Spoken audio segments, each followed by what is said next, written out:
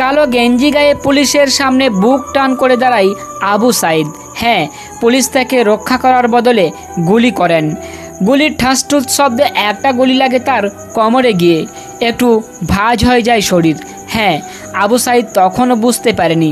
ঘাড় ঘুরিয়ে কোমর দেখার চেষ্টা করলো একবার, তখনও বুঝতে পারেনি আবু সাইদ। আবারও বুক টান করে পুলিশের সামনে দুহাত প্রসারিত করে দাঁড়ায়। আবু সাইদের ডান হাতে ছোট্ট একটা লাঠি।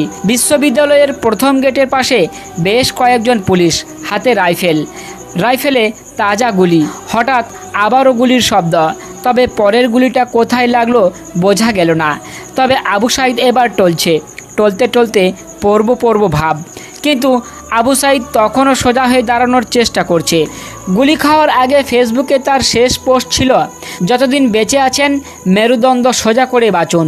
হ্যাঁ, আর সেই জন্যই হয়তো